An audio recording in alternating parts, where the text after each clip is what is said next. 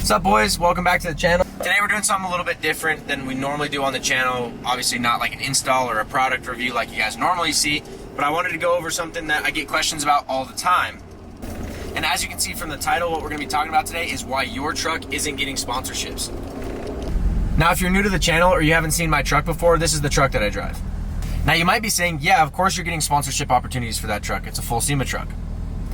But I want to show you guys what my truck looked like when I started getting sponsorships. So as you can see, the truck hasn't always been what it looks like today.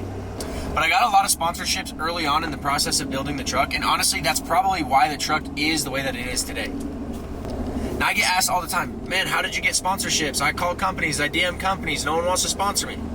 So today, I'm gonna show you guys 3 mistakes I can almost guarantee that you're making and are part of the reason why your truck doesn't get the sponsorships you think it deserves. The number one mistake people make when they're asking for sponsorships is actually their mindset.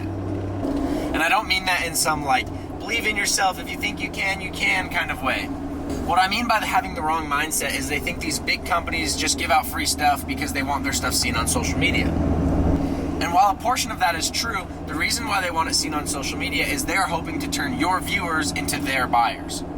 So once you adopt that mindset and that goal that they are trying to sell products and you're trying to get your truck sponsored, you can use your social media or whatever platform you're using as a tool to make sure you guys both meet your goals.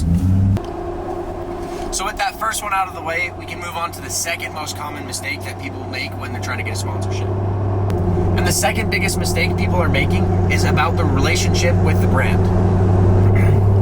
When companies are looking for someone to sponsor, they aren't looking for a transaction. If they wanted a transaction, they'd go to the checkout and someone would buy their wheels, they would get money. That's the kind of transaction that they're looking for. The biggest part in getting a sponsorship is building a relationship with the brand you want to get sponsored by.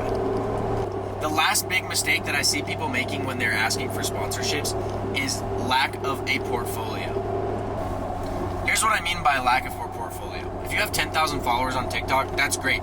But if all of your videos are only memes, jokes, or a video of your truck with a sad quote over it, those videos don't translate well for a brand to be able to showcase a product.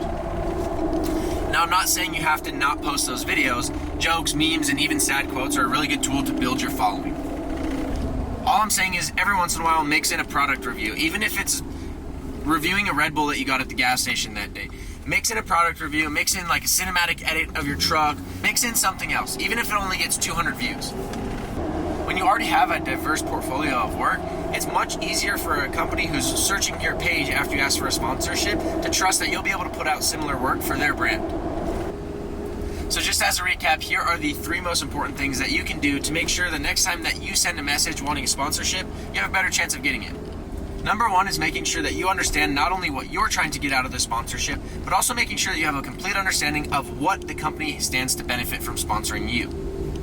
Number 2 is to make sure you not only approach, but also maintain a good relationship with the company, because if a company senses you're just trying to get free stuff and not actually build a relationship with them, they'll see right through it, trust me. And number 3 is making sure that you not only have a good body of work, but a diverse portfolio of your work as well. So with those 3 things in mind, the next time you ask a company for a sponsorship, it should go a little bit different for you. Let me know in the comments if it works for you, if it doesn't, if you have any questions or things that you've tried when asking for a sponsorship that have worked or haven't. Then make sure you subscribe, because we are going to start pumping out a ton of truck related content. So if there's something that you want to see or questions that you have about sponsorships, content creation, trucks in general, or even my business, please drop them in the comments. I'm happy to reply to them or even make a video about them if I feel that it might be beneficial to the channel. Until then, we'll see you on the next one.